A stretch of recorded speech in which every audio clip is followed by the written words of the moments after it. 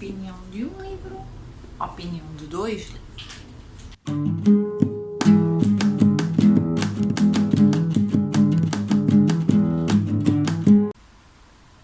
Vou falar de Guardiã da Princesa, o primeiro livro das Crónicas de Rosewood, da Connie Glynn. Vamos então ver o que é que eu achei.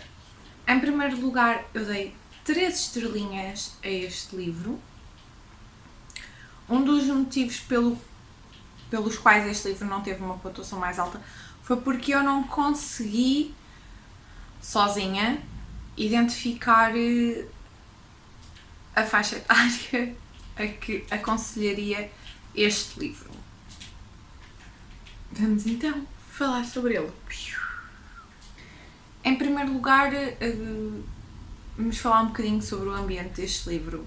Ao contrário do que eu estava à espera, o livro não se passa num outro mundo, nem nada desse género. Passa-se no nosso presente, em Inglaterra, numa escola que é Rosewood. E todo o ambiente desta escola foi assim um bocadinho estranho. Para mim, as descrições são pontuais e extremamente bem colocadas, e dessa parte eu gostei mesmo muito, mas depois havia a introdução de uns pequenos toques de magia que me deixaram um bocadinho confusa e para mim pessoalmente não funcionaram. Em parte porque eu nunca cheguei a perceber se era mesmo magia ou se simplesmente eram coisas que a nossa personagem principal não conseguia justificar. Assim sendo, falemos um bocadinho aqui sobre os personagens. Eu não quero falar demasiado sobre os personagens, porque se eu falar demasiado sobre eles vai haver spoilers e tentando evitar isso. Mas a personagem que nós acompanhamos maioritariamente é a Lottie. A Lottie, que é uma rapariga muito simples, que ainda sonha com as princesas Disney, tem 14 anos, vai para esta escola que é Rosewood. Há outras personagens a frequentar esta escola que são maioritariamente de famílias ricas, porque isto é uma escola privada, mas a Lottie entra com uma bolsa de estudos. Também sabemos logo no início do livro, no prefácio ainda, que a princesa de Maradova vai para esta escola, pois o início é precisamente ela a anunciar este facto ao seu pai. Relativamente à escrita do livro, é assim, o livro é traduzido e a tradução parece muito bem feita, conseguindo eventualmente enquadrar este livro mais ou menos para uma faixa etária que não seria propriamente para mim, embora eu tenha desfrutado dos momentos de tranquilidade que estes livros, porque eu já li o primeiro e o segundo, me trouxeram. A escrita pareceu muito simples e eu espero que a escrita no original também o seja, mas em português está com uma escrita muito simples, muito fluida, super agradável, o estilo de livro que se devora a meia dúzia de horas, próprios para isso. No entanto, logo no início, a escritora toma a decisão de criar uma frase em particular, talvez com 5, 6 palavras, que eu deduzo que nenhuma rapariga de 14 anos tenha o conhecimento. À parte disso, tendo em conta a ingenuidade da personagem principal que nós acompanhamos, aquela inocência demasiado extrema, na minha opinião ela podia ser um bocadinho mais nova por toda a inocência que tem, não me parece propriamente um livro escrito em pleno século XXI, só porque é mesmo muito inocente, excessivamente inocente. A lógica que seguimos neste livro e com estas personagens, houve momentos em que a escritora fez coisas muito, muito bem pensadas, houve alturas em que houve aqui aproximações de personagens muito bem estruturadas, mas temos um personagem de 14 anos com responsabilidade e maturidade de 20 e 30. Obviamente que isto cria um conflito com uma história passada numa escola só com personagens de 14 anos, que nos leva a incoerências na personalidade de dita personagem. Acho que podia ter sido mais moderado. Devia ter sido QB e acho que para mim não estava no ponto certo. Podíamos ter-lhe tirado um bocadinho da maturidade e da responsabilidade, ou mesmo apenas da maturidade, e depois não haveria tanta incoerência quando este personagem toma certas atitudes e decisões. Dito isto, o livro tem um blobzinho do estilo a junção da Disney e Hogwarts, que eu discordo. Vocês vão ver que isto é um erro que eu própria cometi quando vos trouxer a minha próxima opinião sem memória.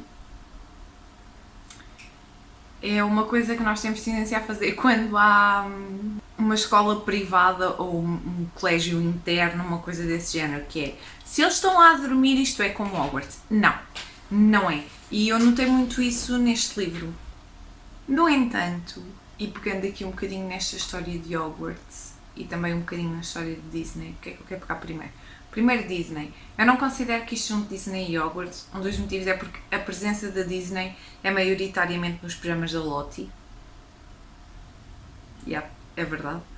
E quanto a Hogwarts, não acho que seja de todo como Hogwarts. Temos aqui algumas coisas com que talvez algumas pessoas possam achar sim, tem um toque de Hogwarts, tais como alguns caminhos secretos, e isto foi das coisas que eu mais gostei neste livro.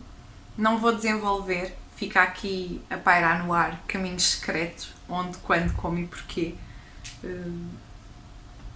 Vou também dizer que as atitudes de alguns professores com os alunos, diria que com todos os alunos no geral, embora nós não tenhamos essa perspectiva, às vezes puxam um bocadinho aquele lado do Hagrid, lembram-se? Depois, como eu já disse, há aqueles toques de magia assim um bocado para os estranhos, na minha opinião. São fofinhos e interessantes, mas depois não são desenvolvidos nem explorados. E eu pessoalmente fiquei a sentir que havia inuendos de magia, mas que ela nunca aparecia por completo, se é que isso faz algum sentido. E por fim, aquilo que me custou mais neste livro, aquilo que eu gostei menos, foi a relevância das personagens. Nós começamos o livro e conhecemos uma personagem que parece vir a ser extremamente importante na vida escolar da Lottie, e essa personagem acaba por desaparecer quase por completo. A certo ponto temos... Ao início parecia que ia haver muito mais personagens a ser abordadas do que realmente houve, e isso para mim foi um aspecto negativo, porque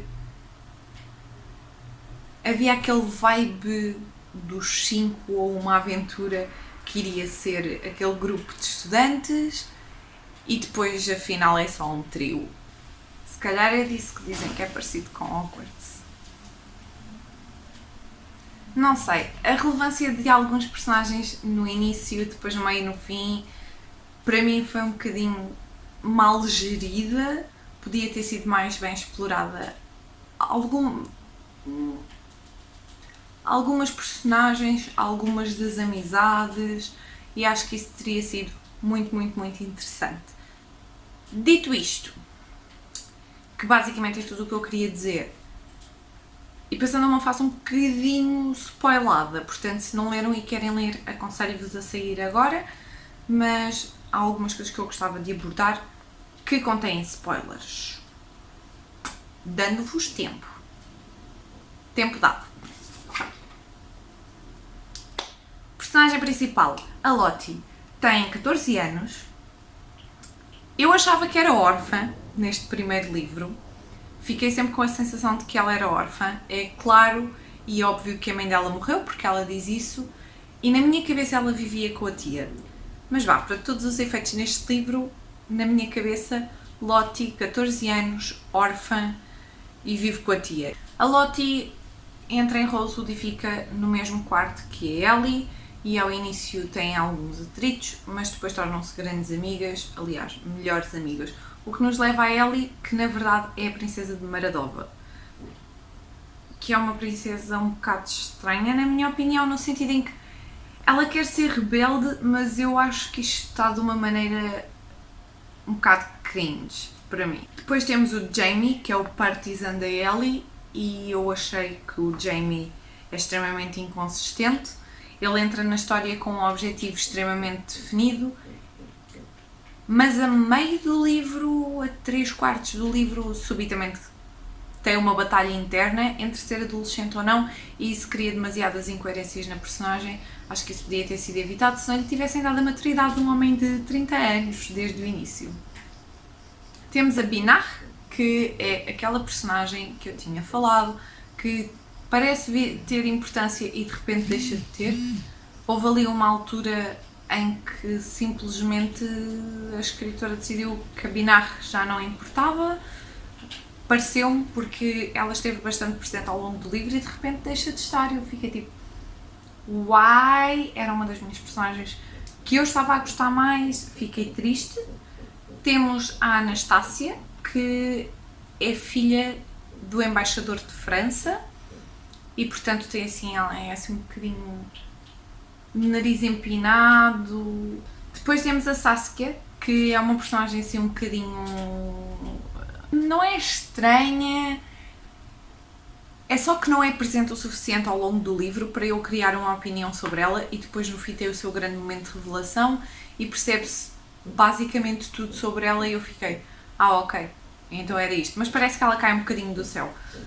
Temos o rei e a rainha, que são supostamente, ele é muito duro e ela é muito querida e cria ali uma certa tensão barra fofura barra cena estranha e interessante.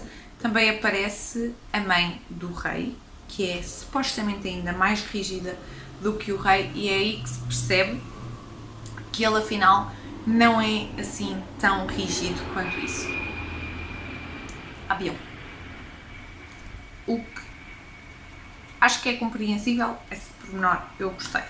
Quanto ao plot, o meu maior problema é que este livro pareceu-me tanto toda uma panóplia de filmes de trocas de identidades entre filmes de James Olsen e Lindsay Lohan quando eram crianças e trocavam umas com as outras, tipo a Lindsay Lohan tem aquele que faz duas personagens que afinal são irmãs gêmeas e elas trocam, e a James Olsen também tem tipo 20 mil filmes assim.